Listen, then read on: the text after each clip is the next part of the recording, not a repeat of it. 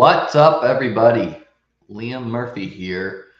Going to be breaking down the Week 5 NFL main slate on DraftKings.com. Thanks for anyone who's tuning in. Please hit the like and subscribe button if you're in the mood.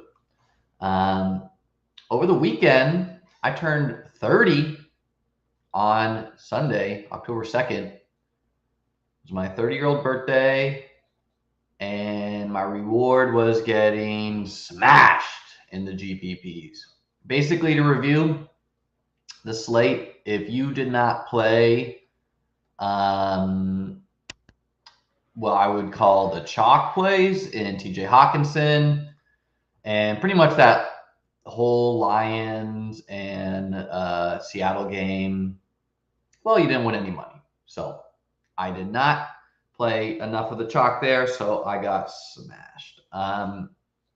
Usually this show I do on Fridays, and I have a guest on, and we review the slate together, but I'm attending a wedding this weekend, so not going to be doing content, I think past Wednesday this week.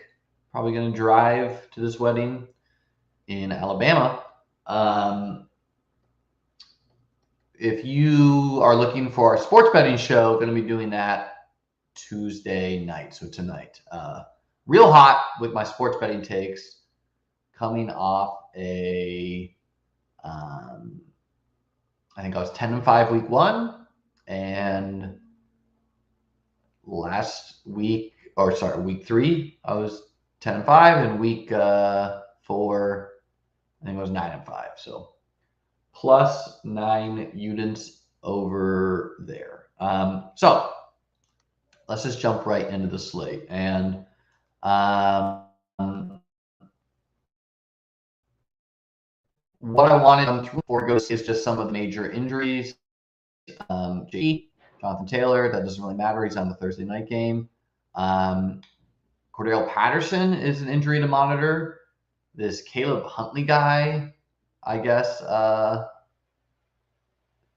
got going for them. So, and Tyler Algier, I think is fine. So Cordell Patterson's on IR. John Dotson's got a hamstring injury. Those usually take a while. Isaiah Mckenzie took a concussion. Would maybe put Khalil Shakir in play if he can't go. Justice Hill went out in the Bills game for the Ravens, which could just mean J.K. Dobbins gets more workload. Looks like Daniel Jones and Tyrod Taylor got hurt for the Giants, so don't know what they're doing at quarterback. Perhaps Davis Webb. Traylon Burks got a foot injury, and it looks like Bailey Zapp is going to be the quarterback of the Patriots. Bailey Zappi, probably. All right, so ran through those. Let's jump right into the first game of the slate. Pittsburgh at Buffalo. The Bills are currently 14-point favorites on DraftKings Sportsbook with an over-under of 47. That's right. The Bills are 14-point favorites. So, plays to play in this game.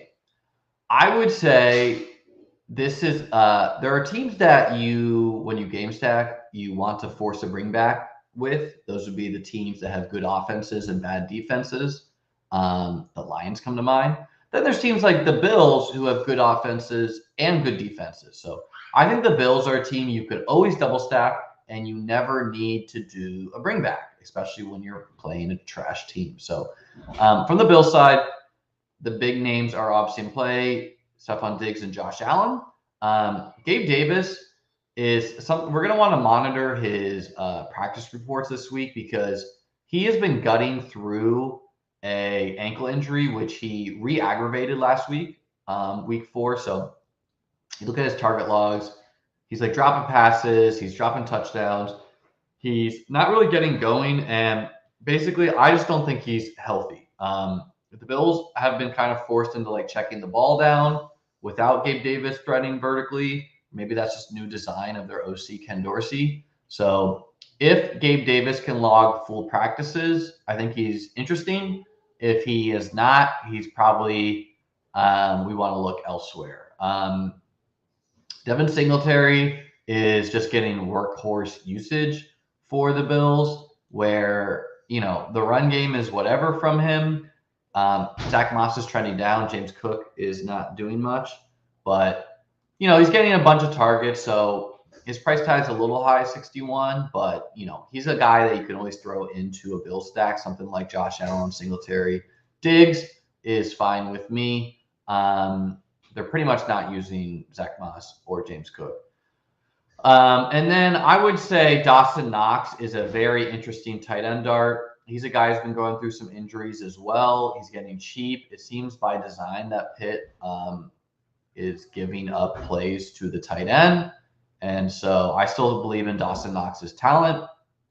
Drafted him a lot in best ball. I think some big games could be coming, especially if Gabriel Davis is slowed down.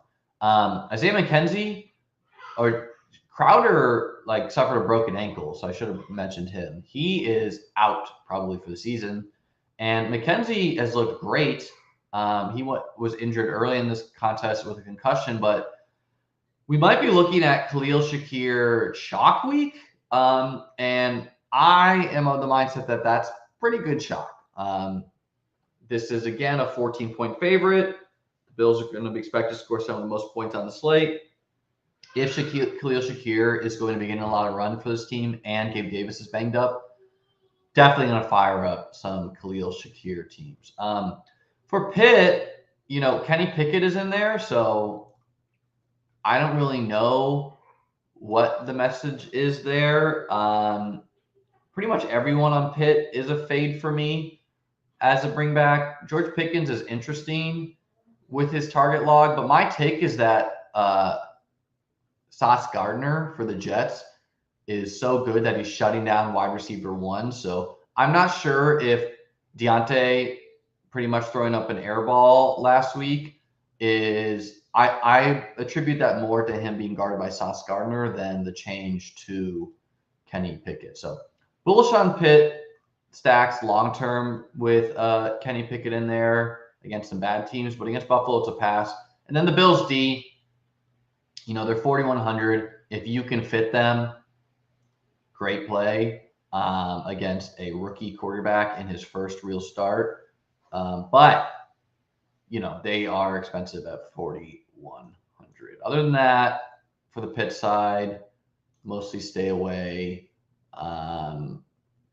They're mostly stay away. So moving on, we got the Chargers versus the Browns. That game is Browns are 3-point favorites at home with a 47.5 over under at the moment. You get 3 points for usually home field advantage to books. So basically this game on, this game on a neutral field would be, I guess, just a pick 'em. So with that in mind, it would not. It would be Browns +6 on a neutral field. So we're going to definitely want to monitor from the Chargers side the Keenan Allen injury, because basically when Keenan Allen is not in the game, it seems that Austin Eckler is just a target monster. Target totals of 10, 8, and 7. And that makes a lot of sense. It makes sense that he would get more short yardage targets with Keenan out of the game. And obviously, if he's getting a lot of pass game usage, that's the nuts. And I never thought the people freaking out about him not getting a goal line role was to be worried about. Better games should be ahead for Eckler, and he did that. Pretty expensive, but, I think it's fine. Nick Chubb, his price is up there. He's not a guy who catches a lot of passes. He's a guy who just gets his 20 rushing attempts a game. Again, the Browns have one of the best O-lines in football, and we just saw Dameon Pierce house call a touchdown against the Chargers. So Nick Chubb's in play. I think Kareem Hunt is in play every week. He will always be leveraged off of Nick Chubb, and he's getting solid target numbers each week. So he's going to have some games like week 1 eventually. Other than that, at the running back position, pretty much to stay away. I think Herbert at 71 is very interesting, where I still put him in the elite tier of guys, and I think he's too cheap. Brissett is a pass for me. Again, the Keenan versus Mike Williams. Mike Williams is definitely a guy I always want to play, very high upside guy. If But if Keenan comes back, it's a little harder there. Mark Cooper was surprising chalk last week and airballed. So if he catches low ownership, I think he's fine at 6K, not someone who sticks out. Josh Palmer's a fade if Allen's in. If he's not in, you can play him. You can see that he had solid usage, but pretty much disappeared in that Houston game that the Chargers front ran for a little bit there. No one else that interesting. I mean, you can take some, like David Bell looks okay out there, but just not getting that much usage, man. Tight end, I would say both tight ends are in play, Everett and Njoku. Now, I would guess that Everett's target numbers will go down with Keenan comes back, so something to monitor there. David Njoku was solid. He got all this usage in like the first quarter, so I don't know, maybe he was punished for losing the fumble there. Definitely a guy I'm interested in. And then the defense, I think the Chargers at 3,100 are interesting, but I typically do not like to play defenses against good O-lines and teams that want to run the ball. So, like, even if Jacoby Brissett's not that good at quarterback, which he's been fine this year, but, when the team wants to just run the ball and they're good at it, you don't get that much opportunity for the sacks and, picks and, touchdowns, the things that change games. So this game, not that much of a game stack. You can always play Eckler. You can always pay some Mike Williams. You can always pay up for Nick Chubb, but there might be better spots. So Houston versus Jacksonville is, wow, the Jags are 7.5-point favorites with a 44.5 total or over under on that game. And the Jags are at home. So I think this game's pretty interesting,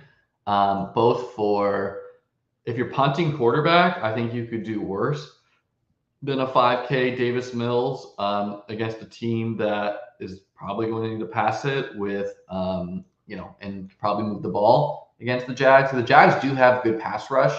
And this Jacksonville team, we need to adjust our priorities on. They're better than people thought.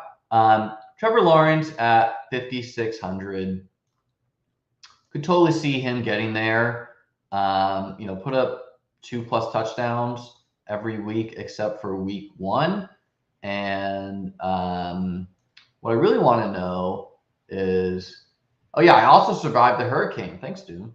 Thanks for reminding me. Yeah, we had the hurricane hit, and I turned 30. Survived the hurricane. All is well there. Also, I didn't do most of the content I usually do last week because of the hurricane and my birthday and blah, blah, blah. So I think a lot of running backs are interesting in this game. James Robinson at 6,300.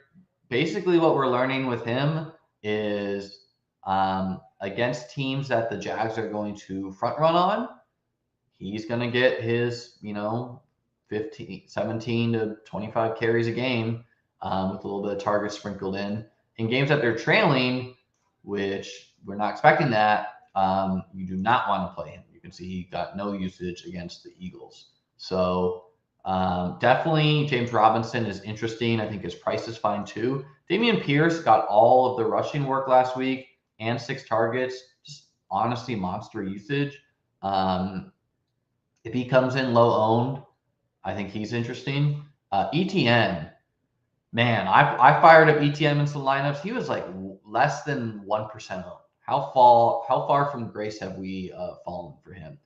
I played ETN with the logic that, I thought the Jags would be trailing and would be checking down to him a little bit more in trailing game script.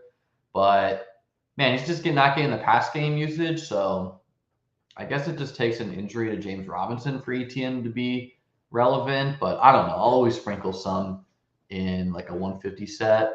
Burkhead, he got some targets, but pretty much a pass. The wide receivers, the big injury to monitor here is Zay Jones, because he didn't play last week. And what that did is it kind of forced Kirk to play more on the outside and less in the slot. And Jamal Agnew went into the slot, getting 2 touchdowns against the Eagles. So if Kirk is back in the slot or Zay Jones is back on the field, I think Kirk is interesting at 66. Yeah, I mean, Brandon Cooks is the only guy there, and his salary is fine, but I don't think he's that interesting of a play. These ancillary guys for the Texans at wide receiver, there's got to be a game or two in Nico Collins. Not sure if this is the spot where the Jags D actually has like a pretty good pass rush with that rookie that they drafted 1 overall. Other than Kirk, pretty much stay away. Evan Ingram, now that he is coming off some bad games against good pass rush, I think is interesting at 31. I think he's totally playable. I like him to bounce back. Pharaoh Brown got cut by the Texans. You don't often see this where you come in as tight end 1 for your team and then you're cut week 5. So I think OJ Howard is, if you're going to be paying down at tight end at 2,600, coming off 5 targets, I wasn't really a believer, but if they're cutting Pharaoh Brown, if Brevin Jordan is ruled out again, which we'll want to monitor that, I think firing up OJ Howard as a punt tight end is viable to open up some salary. And then the Jags D is a little expensive at 34, but I think they're a good play against the Texans if you can get there. In Houston, this defense is, I don't know, man. They're like better than you think, and so I think they're fine if the Jaguars are going to pass, but the Jaguars might just not pass a lot. They'll probably play like James Robinson a lot, and that's that. So moving on to the Bears versus the Vikings. The Vikings are 7-point favorites at home with a 43.5 over under. At quarterback, man, I know Justin Fields has been like this Bears team, dude. They're just like not throwing the ball. He actually had some deep throws in this game, and so I don't know. At 5,300, he's getting around 7 attempts a game. He's getting up there in the rushing totals. There's gonna be a game or two where he doesn't. So I think you can roll in some naked Fields lineups this week. I'm not going to say it's the best spot in the world, but I mean, we just saw this Vikings D get roasted by Jalen Hurts on the ground. So, I think it's okay. Kirk Cousins, I'm not playing him at 63 pretty much ever. I think Dalvin Cook is still getting the usage. Remember, like he was banged up this game. And so his games will come against a team that is 32nd against rushing defense. The only thing to worry about is, again, the Bears games can all just be so paced down with them just trying to like run the ball. We're going to want to monitor the Montgomery versus Herbert. I don't think this is a good spot I didn't think Herbert was that good at chalk last week with just being on the Bears. If Montgomery is healthy, he's a little bit more interesting. Wide receiver, I actually think is interesting because my take from the Vikings is you want to be targeting wide receivers that can get there deep on them. They've been getting roasted with the deep ball. Olave's done it to them. Quez Watkins has done it to them. Christian Watson dropped a long touchdown. So color me interested in Darnell Mooney. I know it's scary. He plays for the Bears. He's 5K. We thought he still is an elite wide receiver. You can beat this Vikings team deep. This guy can win deep. He had a 56-yard catch against the Giants. I'm interested in Darnell Mooney at 5K. I might play some. Probably not stacking him with Fields. More interested in either doing Mooney or Fields. Jefferson, obviously you can play him. He's a stud. He is 8,900, so hard to make that work. Thielen, that's a stay away from me. He's getting solid target numbers, but he's kind of expensive, and I think there's better spots this week. KJ Osborne came back down to earth. Nothing really to mention there. So yeah, that's about it. Tight end, Irv Smith, I think you can always roll with. He'll have some games. And he should be trending healthier. He's just not getting that many routes, So what's this say? Smith didn't get the start at tight end, but he got more snaps on offense than Johnny Munt and ran more routes. So he ran 30 routes. I don't know. I think you can always fire Smith. Cole Kmet is nearly dead. And then, yeah, you can play the Vikings D against the Bears.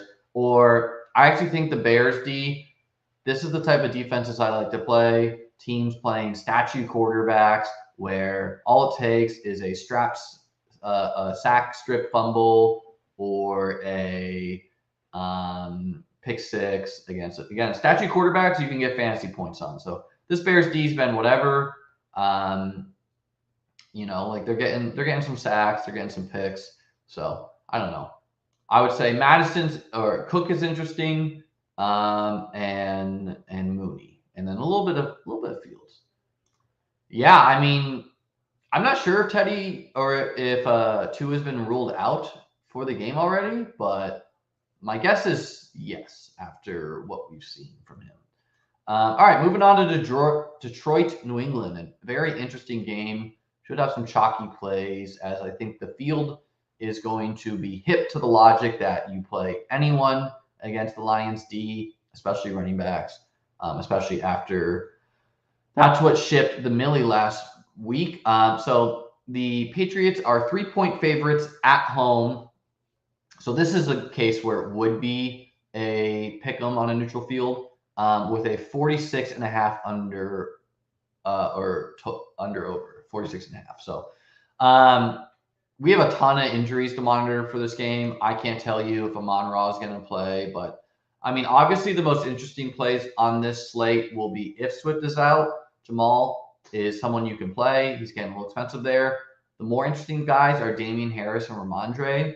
And if the field is going to play Ramondre more, which my guess is yes, they will, then I'm interested in Harris over Ramondre, because my take is that, we've just seen this Lions defense give up really long runs, and Damian Harris is more so the guy that can house call a 80-yard touchdown than Ramondre. Ramondre may get some goal line work.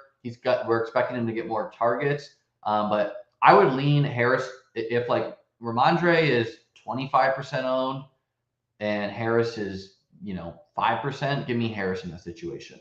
I will be playing both. I'll probably build lineups where I can fit in Harris, and then I just play one with Harris and one with Ramondre. Perfect swap right there. So definitely interested in the New England running backs. Getting the mindset of the coach. Their plan is going to be establish the run, play defense pretty much.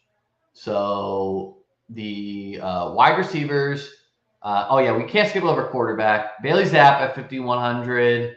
If he is the guy playing, I think, it's hard, man. It's hard to see how 8K quarterback plus, 5K wide receiver doesn't outscore 5K quarterback plus 8K wide receiver. If we're just like, whatever. If you just think Bailey Zapp and Justin Jefferson versus Josh Allen and Darnell Mooney or something like that, those are rough salaries right there, but you can do it. Who you stack them with is anyone's guess. I would stack Bailey Zapp with maybe just a running back and just hope that both get there. Goff at 6,100. That's a no from me, dog. These defenses are not that impressive that Goff's been lighting up. The Eagles is an impressive D, and they scored points that game. So maybe I'm still underestimating him. I got a lot in best ball, but I don't know, man. 6,100. I don't think he'll be low. If he's like 1%, you can fire him up. I don't even know what to say at wide receiver guys, because like everyone has a Q tag. Patriots guys, not that interested in. If I was, maybe Aguilar, just because he can get there deep. But more so the running backs in this game. And then, we just need to monitor, like, is Amon-Ra back in? Is Chark back in? Tight end, I'm still on the page that I don't think TJ Hawkinson's that good. I understand. I mean, look, dude, what did it take for this guy to have a fucking game? It took no Amon-Ra, no DJ Chark playing the Seahawks. So, no for me playing Hawkinson. This OPR rank of 25th, I think, is pretty misleading. They did play Mark Andrews, who lit them up. Patriots guys to stay away. I definitely think the Patriots D at 2,900 is interesting, and the Lions D facing a rookie is interesting, but more interested in the Patriots D because, again, New England could just run the ball. Okay, moving on to our first dome game, which with the lingering effects of the hurricane, I guess, is important to note. And that would be the Seattle Seahawks on the road against the New Orleans Saints. This game currently is the Saints minus 5.5 with an over-under of 46. So the Seahawks team is clearly more better on offense than people thought, and mainly Geno Smith in the passing game is better than people thought, but their defense is atrocious. So definitely some plays I really like in here. Looking at the quarterbacks, I'm not going to be playing Geno. Like, let's look at the defenses he lit up. He lit up Detroit. He lit up Atlanta. He did not do that well against the Broncos and the 49ers. I think the Saints defense is good. The pass catchers, if I had to play a pass catcher on the Seahawks, I think I would like the discount and play Lockett over DK. Again, I'm not going to really be going there. Need to monitor the Michael Thomas injury, but I think Olave is one of the most interesting plays on the slate. Again, the Seahawks team is terrible. He gets targeted deep. He gets targeted a lot. What's not to love about Chris Olave? He is flat out good. I should mention for the Saints, for the Saints, whoever plays at quarterback is definitely interesting at 55 to 5,200. Taysom Hill's going to get his work. Let's see, he got 5 rushing attempts last week, including a goal line carry. Andy Dalton is whatever, but if Jameis is healthy and back, I think some Jameis to Chris Olave stacks could be interesting. Other than that, at the wide receiver position, if Michael Thomas is out, I think Marcus Callaway is interesting where he's still good at football, man. Remember, he was got really steamed up last year. I think he got unlucky, should have had a touchdown too. At the tight end position, I think Juwan Johnson is interesting punt guy. We see that he's had some solid target numbers. And I guess the Seahawks are last in the league against the tight end. Will Dissly is just getting there on efficiency. That's a stay away for me, but, he could do it. And way more, even though the Seahawks defense is not good, if they are facing Andy Dalton or an injured Jameis, I think they're an interesting punt tight end. And if you can afford the Saints, their defense is good. So you could definitely roll with the 3,300 Saints. Moving on to the Dolphins visiting the Jets. I think this game is pretty interesting. And this game is the Dolphins are 3-point favorites on the road with a 44 over under at the moment. So the big question is, okay, so Tua has been ruled out. So that definitely puts Bridgewater in play. Now, my take is Sauce Gardner of the Jets is legit. So I do not want to be targeting wide receiver ones against Sauce Gardner because it seems like he's been shadowing. He shut down Jamar Chase. He shut down Deontay Johnson. The only problem is Tyreek Hill is unlike any wide receiver in the NFL. He is small. He is fast as fuck. He gets open deep. He can take short balls to the house. So if I just don't see, Sauce Gardner is pretty big. I don't see that being a good matchup against the shorter, faster Tyreek. So even though I don't like targeting wide receiver ones against the Jets, I think Tyreek is squarely in play. Zach Wilson, 252 passing yards, caught a touchdown.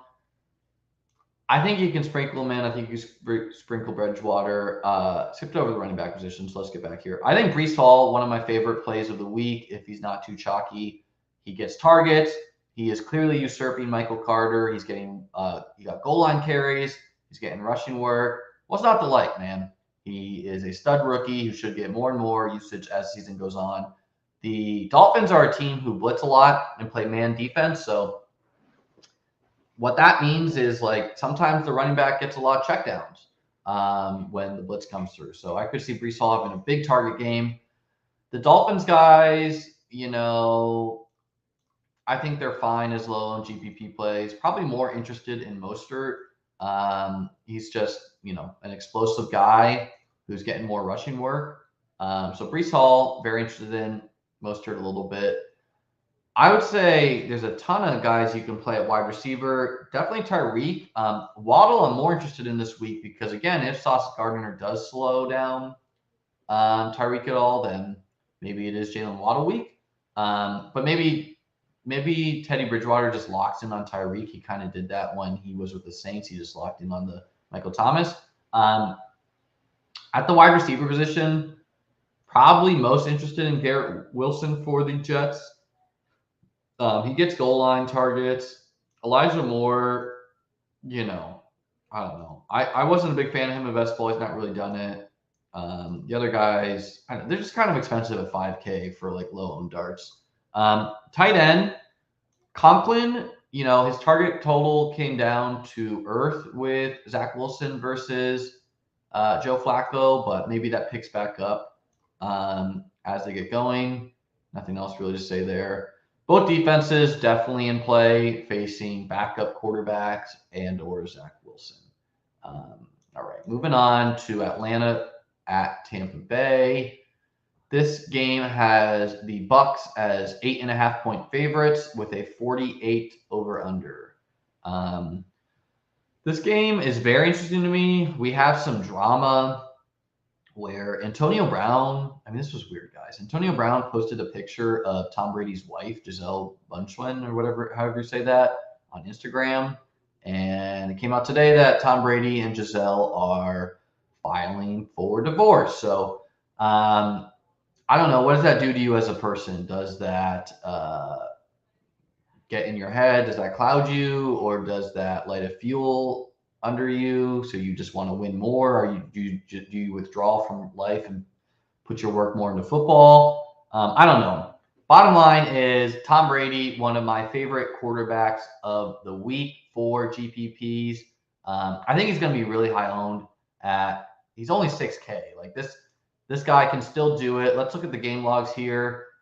Played a really good Green Bay defense, played a really good Saints defense, played a really good Dallas defense, played a really good Kansas City defense. Finally gets a bad defense against a division opponent in the Falcons. So this seems like the game where he finally has his wide receivers back. He's playing a bad D. I think he could go nuclear this game.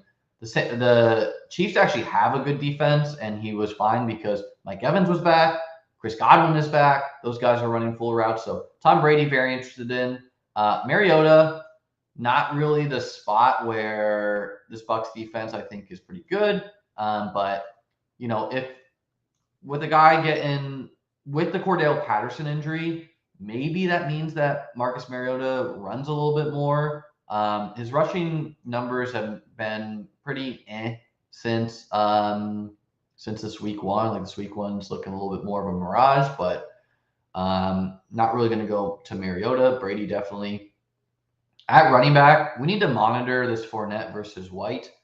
Maybe they've been playing Fournette so much to start the year, and maybe the idea was with this game, I think they play like Sunday night, with it being a Sunday night, and I don't know, it's a little bit shorter of a turnaround, but basically they got Rachaad White more involved in the game, and he got 5 targets. He fumbled a kickoff, but like none of his carries.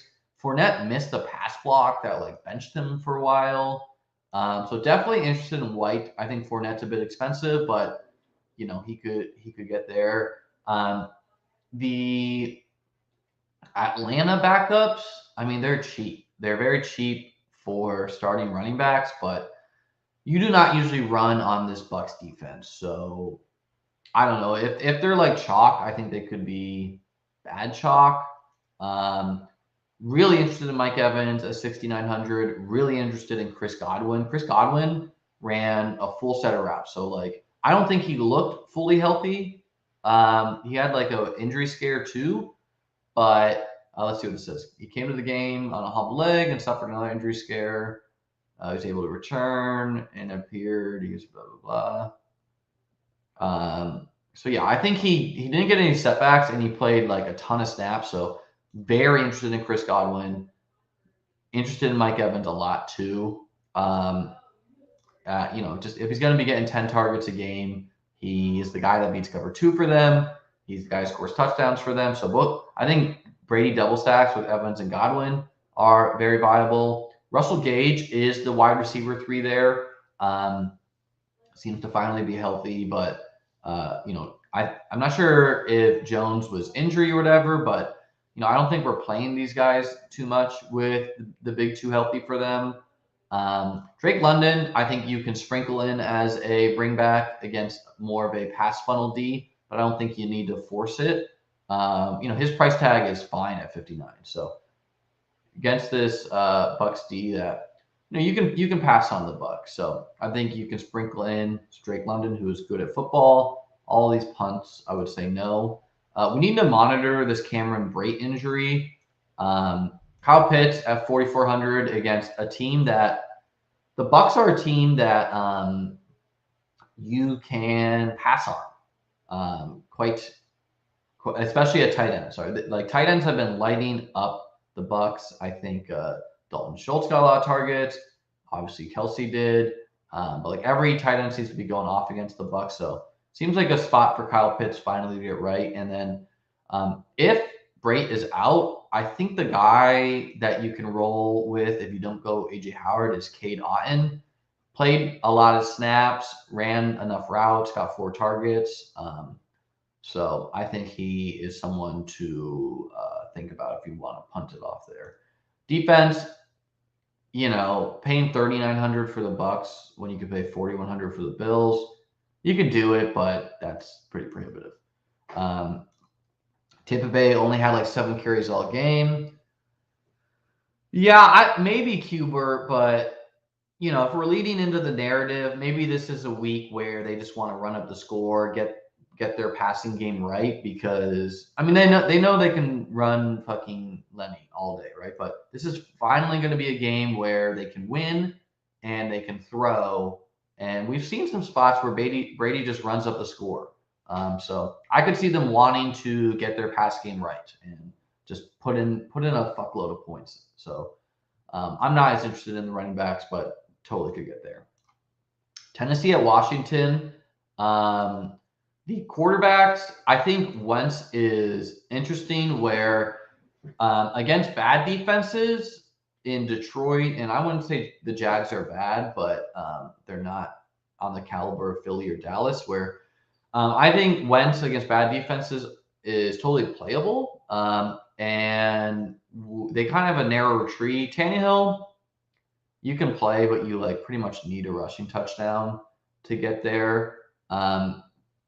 Running back, I'm never paying 82 for Derrick Henry. We need to monitor this though. If he's going to be getting 5-6 targets a game, he's totally viable. If the Titans can front run in this one, or even not, if he can just get this pass game work and get his 20 carries, he's in play. Definitely. Brian Robinson, hell of a fucking story. This guy got shot and is going to be activated, and I think could even play against the Titans. I think he's a guy we want to get ahead of, but don't know if the first week is the week. But you can sprinkle it in there.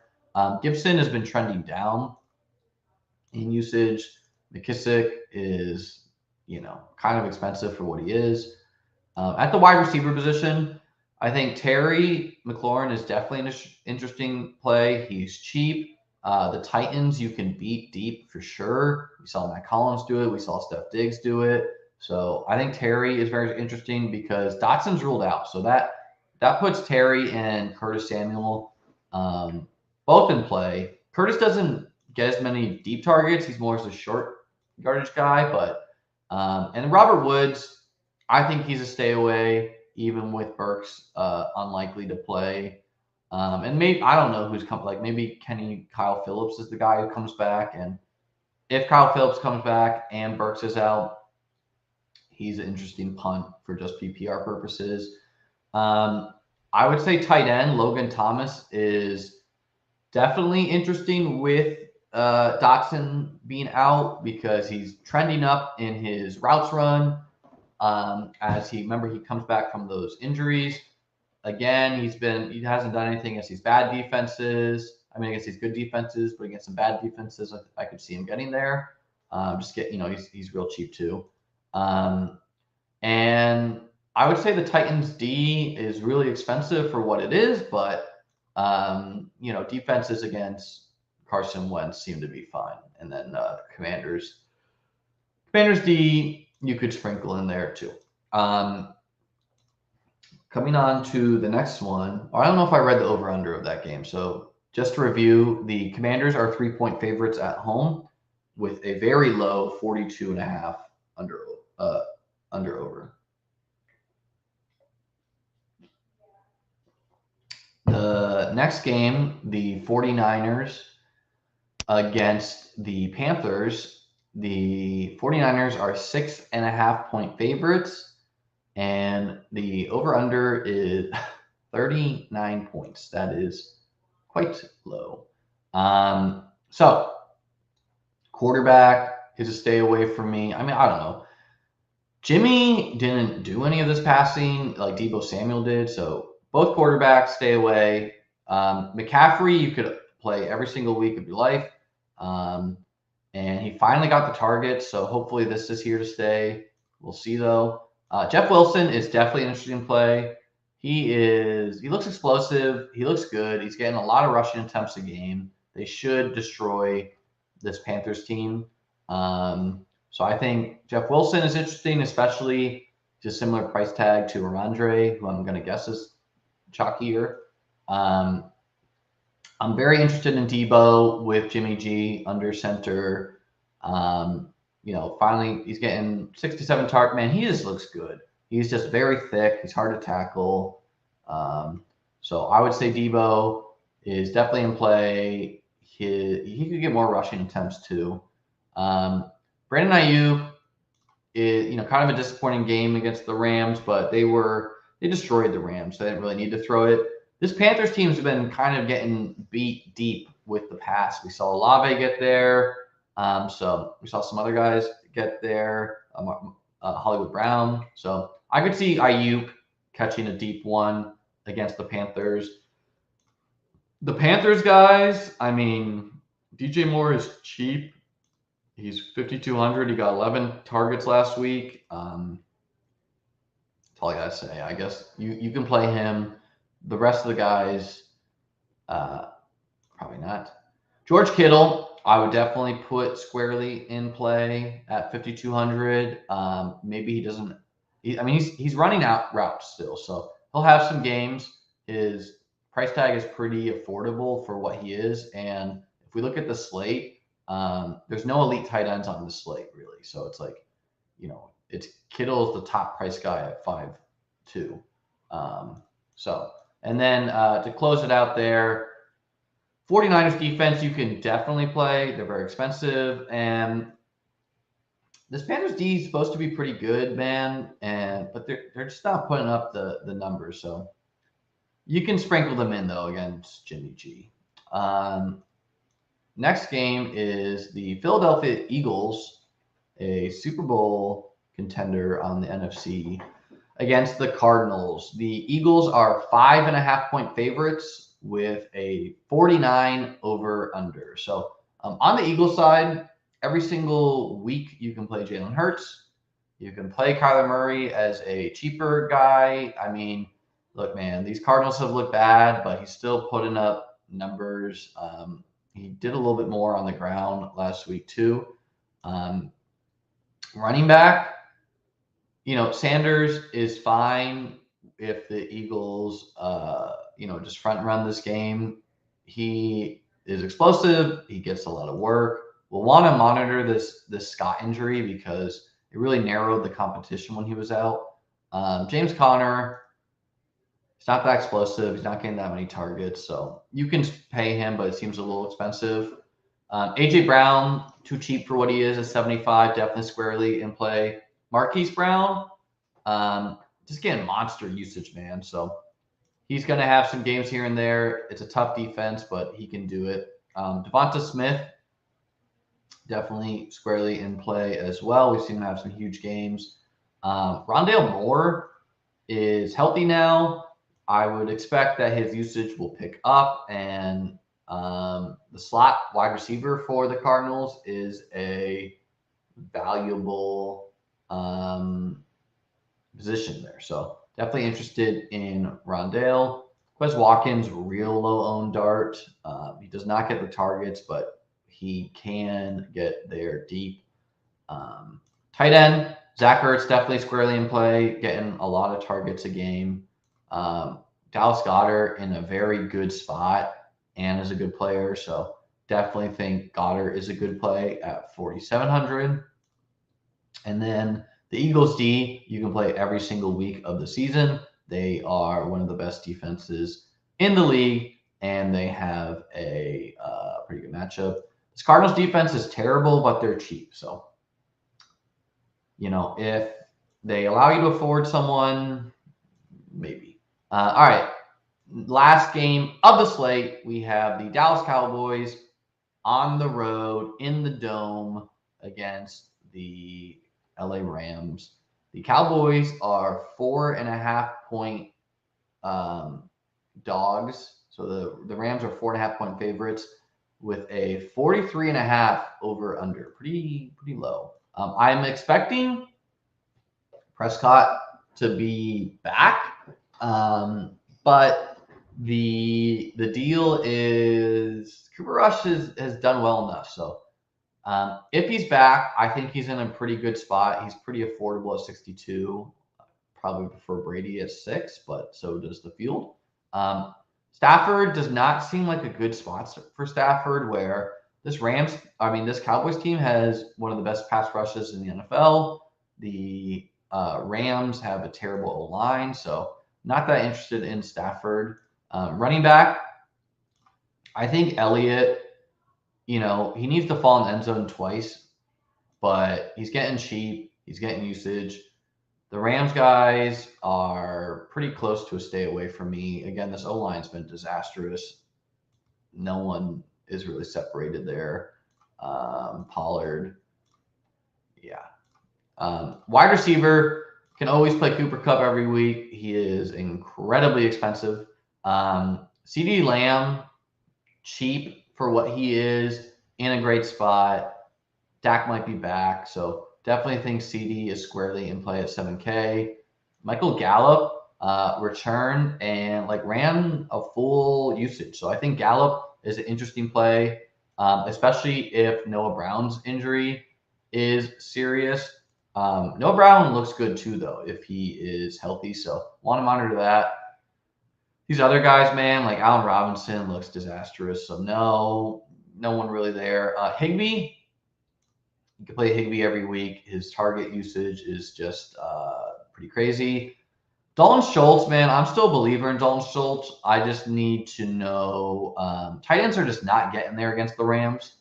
I think that's because of Aaron Donald, but he got 3 targets, no catches, so I'm expecting that he's getting ramped up. And then the Cowboys D at 2,500 is way too cheap. This is a great spot where you're facing a statue quarterback who has a bad O-line. So the Cowboys D at 2,500 is a great play. This Rams D at 3,700 doesn't make any fucking sense. So you could play them. All right, guys. Well, let's end the show here, I guess, by answering any questions anyone has. I know it's early. It's a Tuesday, but sometimes good to get these early shows out just to see how you're initially thinking. Gem City Gridiron says, I keep playing Elijah Moore and waiting for the big game. Maybe I'm just foolish. Hey, brother, that's me with Gabriel Davis. I've been playing him even though he's been injured and just lighting money on fire.